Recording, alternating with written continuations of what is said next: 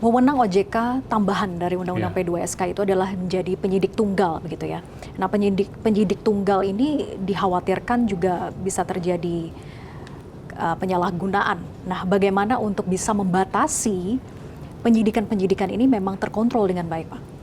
Saya rasa kalau berangkat dari keinginan awal yang dicanangkan sejak kami ADK yang 2022-27 ini masuk, justru adalah untuk meningkatkan integritas dari lembaga regulator ini.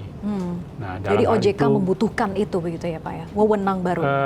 industri jasa keuangan kita secara keseluruhan maupun juga kepastian hukum memerlukan adanya kewenangan untuk melakukan penyidikan oleh OJK. Jadi urgensinya tinggi. Dalam untuk arti menjadi penyidik memberikan perbaikan integritas dan juga kepastian hukum tentu tinggi. Namun dalam koordinasinya tetap dilakukan dengan aparat penegak hukum, ya. Karena bagaimanapun juga ini merupakan bagian dari satu sistem nasional ya yang Jadi pada pembagian gilirannya, perannya seperti apa Pak? Supaya lebih mudah dimengerti begitu ya. Artinya bahwa OJK diberikan wewenang untuk menjadi penyidik, kemudian ketika itu sudah ditampung data-datanya oleh OJK, diserahkan tetap kepada pihak kepolisian. ya, kebutuhan untuk memahami kasus-kasus yang terjadi dengan kompleksitasnya yang begitu berat dan ke depan ini akan makin berat tentunya.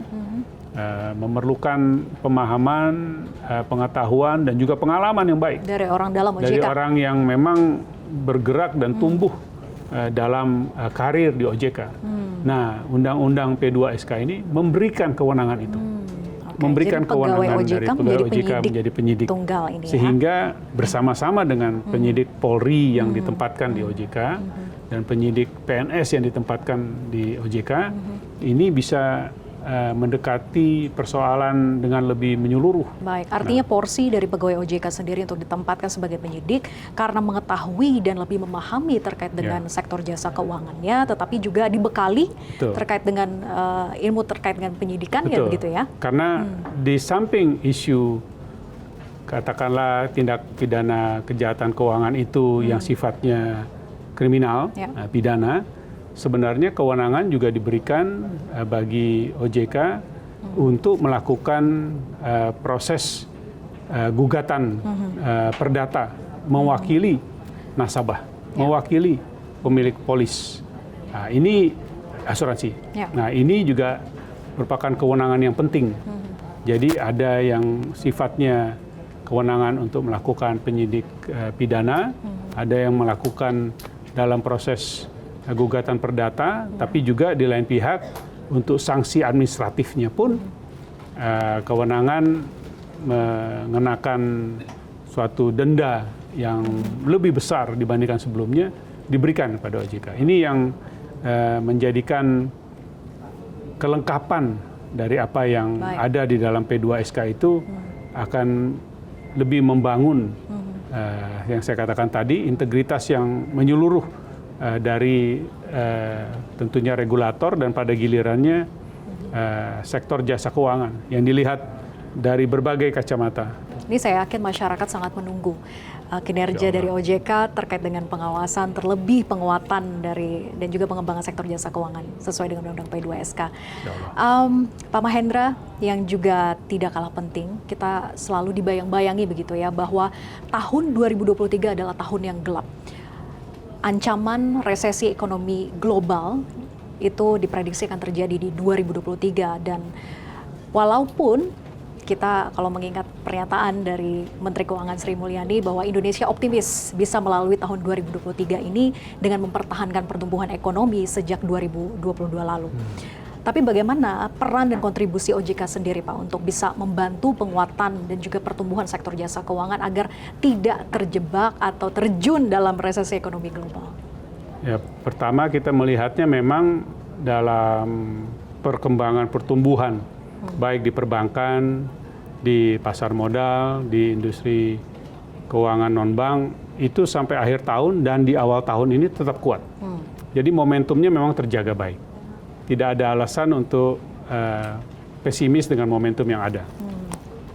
Nah, lalu kedua, tentunya dengan menjaga momentum yang baik tadi, kita juga bisa melihat bagaimana peluang bagi perekonomian Indonesia untuk tetap bisa maju, menjaga Indonesia ini agak unik, memiliki pasar dalam negeri yang besar di satu sisi, dan di lain sisi memang juga ketergantungannya kepada ekspor, pada investasi dari luar negeri tinggi, tapi tidak sangat tinggi, sehingga tidak akan terlalu tergantung banyak dengan pelemahan kondisi global yang memang saya juga sepakat nampaknya tidak terelakkan akan memburuk ya.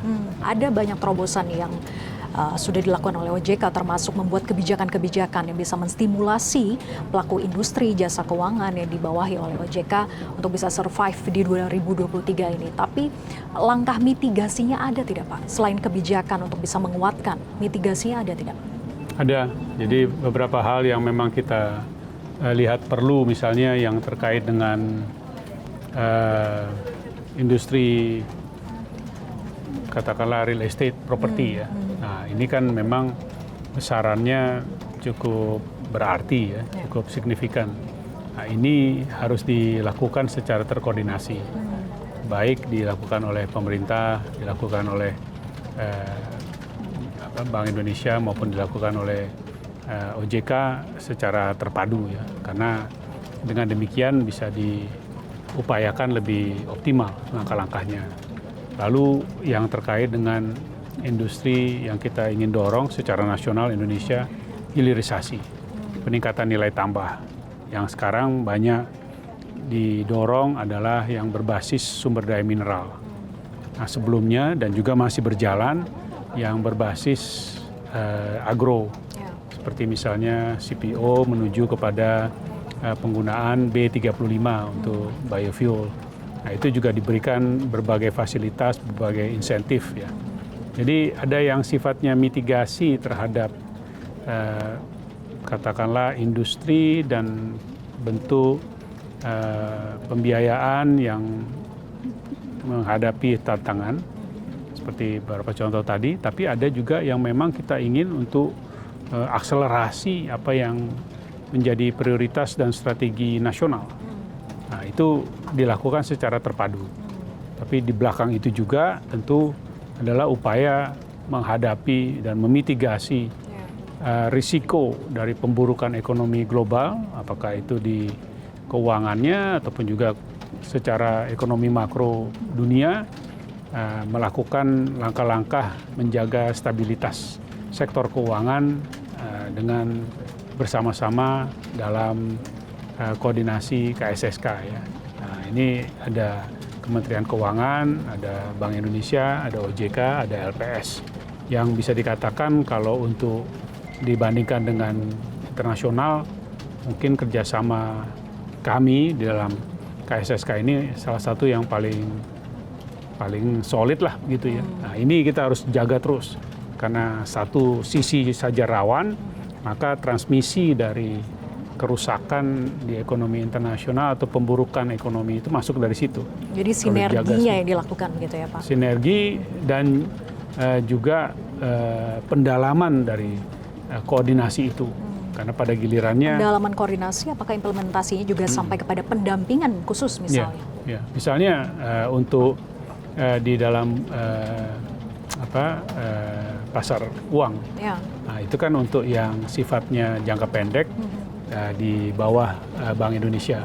Tapi kalau yang sifat jangka panjang adalah oleh OJK. Nah, di situ sifatnya yang perlu saling melengkapi. Nah, begitu juga rencana untuk penjaminan dari polis asuransi.